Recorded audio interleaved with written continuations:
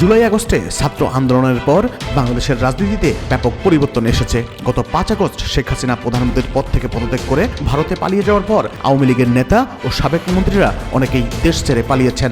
শেখ হাসিনা সহ আওয়ামী লীগের শীর্ষ নেতাদের বিরুদ্ধে গণহত্যার দায়ে শত শত মামলা হয়েছে, শুরু হয়েছে বিচার প্রক্রিয়াও। আওয়ামী লীগের রাজনীতির প্রশ্নে অনেকে বলছেন দলটির ভূমিকার জন্য জাতির কাছে ক্ষমা চাওয়া উচিত। এ অবস্থায় আত্মগোপনে থাকা আওয়ামী লীগের যুগ্ম সাধারণ সম্পাদক আফম বাহাউদ্দিন নাসিম বৃহস্পতিবার একটি বেসরকারি টেলিভিশনের সঙ্গে টেলিফোনে কথা বলেছেন। সেটি ফেসবুকে আওয়ামী লীগের ভেরিফাইড পেজ থেকে শেয়ারও করা হয়েছে।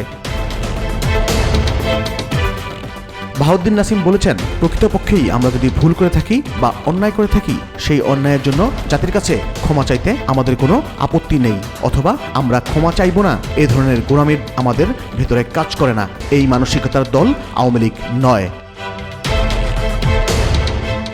জুলাই আগস্টে ছাত্র আন্দোলন দমাতে আওয়ামী লীগ যে ভূমিকা নিয়েছিল তা নিয়ে দলটির কোনো অনুশোচনা রয়েছে কিনা এমন প্রশ্নের জবাবে ওই ফোনালাপে নাসিম আরও বলেন, অনুশোচনা কি কারাগারের ভেতর থেকে বসে করবে আওয়ামী লীগ, নাকি জঙ্গলে পাহাড়ে বা নির্বাসনে থেকে অনুশোচনা করবে? কিভাবে করবে? সেজন্য তো উপযুক্ত পরিবেশ নিশ্চিত করতে হবে। সেই সুযোগটা কি দেশে আছে এখন?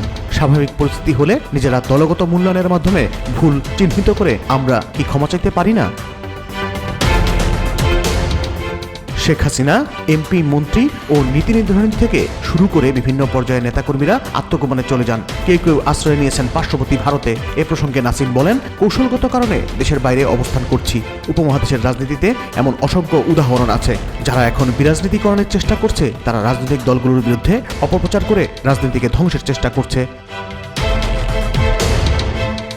জুলাই আগস্ট মাসে আন্দোলনকারীদের নিহতের ঘটনায় সারা দেশে শেখ হাসিনা সহ নেতাকর্মীদের নামে গণহত্যার অভিযোগে দায়ের করা মামলার ব্যাপারে বাহাউদ্দিন নাসিম বলেন, দলের মন্ত্রী, এমপি সহ সারা দেশের নেতাকর্মীদের নামে হাজার হাজার মামলা হয়েছে। দলের সভাপতি শেখ হাসিনার নামে 250 শতাধিক মামলা হয়েছে। গ্রেপ্তার হয়ে কারাগারে আছেন শীর্ষ নেতারা, আত্মগোপনে রয়েছেন অনেকেই। এর মধ্যে রয়েছে গণহত্যার অভিযোগ। অথচ উপদেষ্টারা দেশে বিদেশে বলে বেড়াচ্ছেন এই আন্দোলন পরিকল্পিত ছিল। তাহলে অভিযোগ কেন আমাদের দিকে? আর গণহত্যার বিচারের জন্য যাকে প্রধান কৌশলী নিয়োগ দিচ্ছে সে সাজাপ্রাপ্ত যুদ্ধ অপরাধীদের আইনজীবী ছিলেন।